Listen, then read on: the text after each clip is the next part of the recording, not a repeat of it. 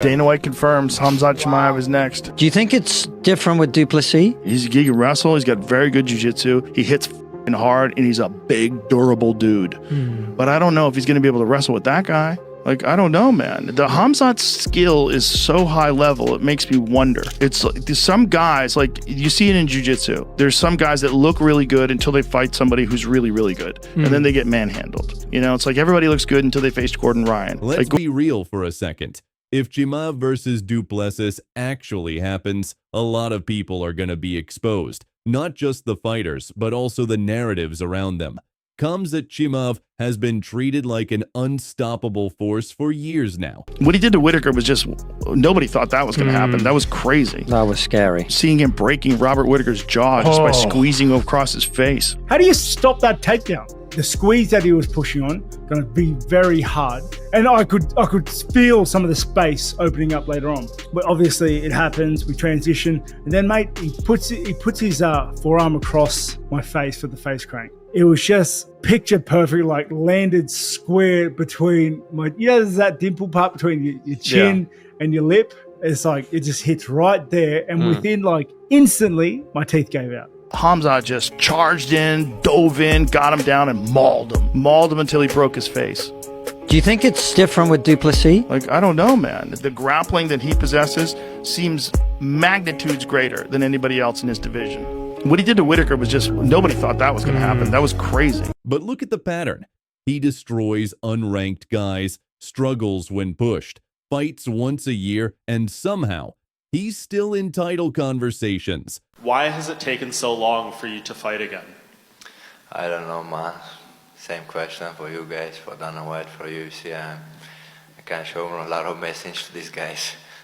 Give me a fight, give me a fight. So, and I want to fight with the best guys, and they want to me put in somebody, who has the name, not with the guys who's nobody. There are a lot of guys, young guys, new guys, and I want to fight Khamzat. I want to fight, but they didn't did anything to fight with me. It's not fun to watch if I'm gonna smash somebody who nobody knows. It's not gonna make money for UFC as well. That's why I think it's hold a long time. No top 5 wins at middleweight. No real 5-round experience. Yet he's the boogeyman.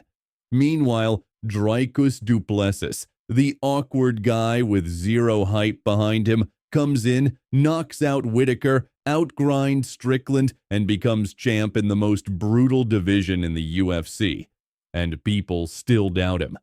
For right now, the most interesting guy in the UFC right now for me is DDP. DDP, because he's awkward? Because I don't know what the hell he's going to do. Usually I can watch guys fight and I can get a feel for what the kind of plan is of attack and the strategy and what they're going to do and the way they're going to move and stuff like that. With DDP, it's just a complete mystery. The more I watch him, the less I understand him, and I think it's fascinating. Like as a fan and a person who's got like an MMA brain, it's fascinating for me.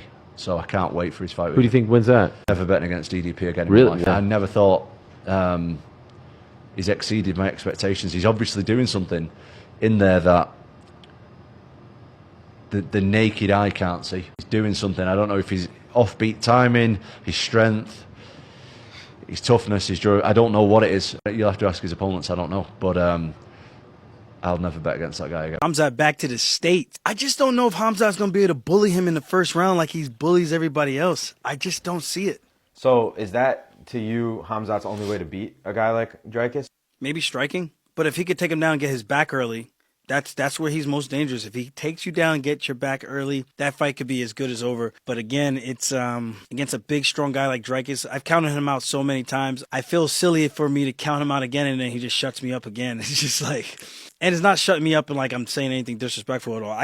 You watch him fight and it just looks like he's pressing buttons on the controller, bro. It's insane. And he even said, he's like, do you think you could strike pretty with a guy like Izzy? And I thought that was one of the most honest assessments. I was like, yeah, you're right. You can't fight Izzy pretty. You got to make it a fight. You got to scrap. You got to do weird stuff and try to get to this guy to put some pain on him.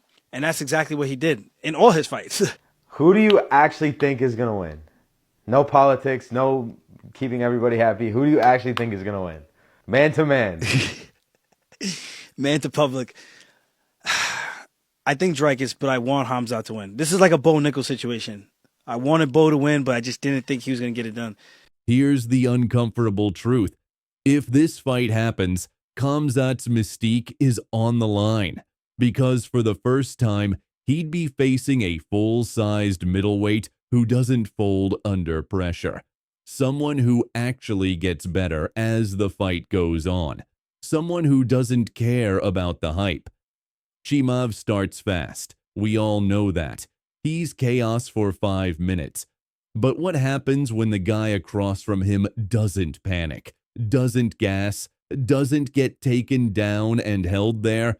Du Plessis versus Khamzat Chimaev. How do you feel about this fight? Everybody know I used to work with Khamzat. I love the guy. After COVID, it really messed him up. One of the craziest things I've ever seen. Throwing up like blood. As far as I know now, he's in Russia, he's in camp, he's focused, he's a superstar. He's one of the biggest stars in the UFC. When you have this kind of pressure, sometimes people doesn't know how to handle it. It's hard to bet against focused Khamzat, healthy Khamzat. I think he can beat anyone on any given day. As talent, as technique, it's Khamzat. If you go to the third and fourth and fifth round, how this fight gonna go? I believe Khamzat can go there, did to him what he did to Robert Whittaker. 100%, I believe this. I think Khamzat with DDP will be next. Who knows when that's gonna be? He does the craziest shit and somehow he lands.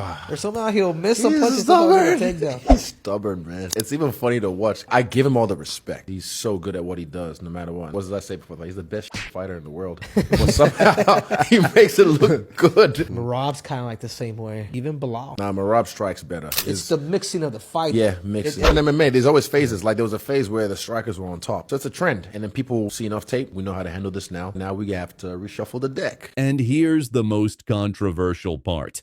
Dricus might actually be a nightmare matchup for Khamzat. He's bigger, has underrated grappling, a granite chin, and endless cardio. His style may look sloppy, but it works. And most importantly, he can survive the storm. First, Khamzat Chimaev is a freak athlete, explosive, relentless, and built like a bulldozer.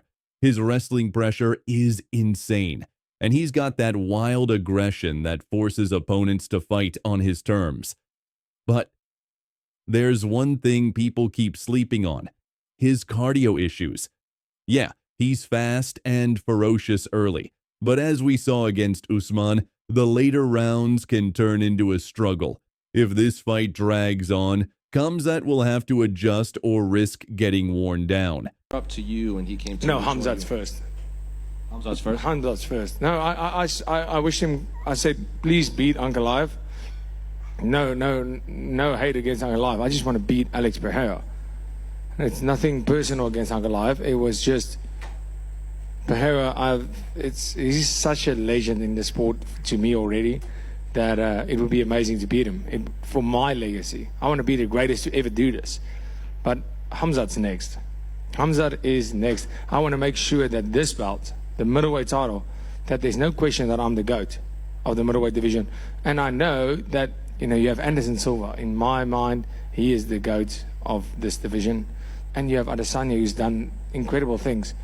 But it's not about how many times just you defend. It's about who you fight, how you defend it, and how you've done it, and what period of time have you done it, and who have you fought, and making sure that there's no question that I am the best middleweight, then going up. So I'm not rushing that my next fight is Alex Pereira. No. I want the Khamzat next. I think he deserves a hiding. So I'm sure he's watching this. He's already been tweeting at you a lot after this fight. I doubt you've seen it, but no, I've seen it. Yeah. So you can see he really tweeted. Usually when it makes sense, it's his agent. When it doesn't make sense, he actually tweeted it. So do you have a message? I'm sure he's watching. Do you have a message for him? No. Stay out of the cold. Enter Dricus Du Plessis, a guy who thrives when the fight turns gritty and messy. He's not your typical polished striker or wrestler, but his pressure and durability are next level. The dude can take a punch, keep pushing forward, and has enough grappling skills to survive and threaten on the ground. He's basically the anti-Khamzat in that sense. Where Chimaev's style screams fast finish, Du Plessis' style says slow burn. Here's the kicker. Stylistically, this could be one of the most unpredictable fights in the division. The dude is a weapon. He's a true warrior. And I can say that firsthand because he beat me, right? With the same cumbersome throwing punches, right? It's funny. I saw the same moment Adesanya had in that fight, in his fight, that I had in my fight. And it was somewhere in the first round where you see the punches, you move out of the way of the punches, and you realize like he's slow. I can see them. Like I got this. Like it's almost like you're like, this is too easy. Like I can see everything. And then all of a sudden it hits you. Then he starts climbing on you when he starts closing that gap a little bit more. Like he starts risking it a little bit more, like lunging into his shots, and he closes that inch that you thought you were safe by a little bit. Then there's a factor of his power, and he's got power. Will Khamzat explode early and put Du Plessis away before the fight even heats up? Or will Du Plessis weather the storm, drag the fight into deep waters, and start breaking down the wolf with his pressure and stamina?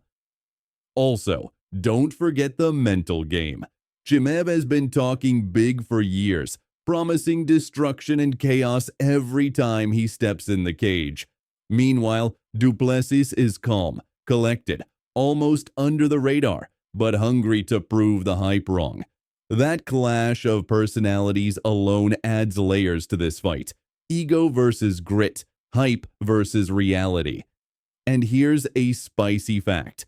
The UFC has been oddly quiet about officially booking this fight, even though it's clearly coming. That silence tells you everything. They're waiting for the perfect moment, the perfect hype wave, because they know this fight could shake up the entire division's narrative. So buckle up, because when Chimaev and Du Plessis finally collide, it's not just a fight, it's a battle for the truth in the middleweight division.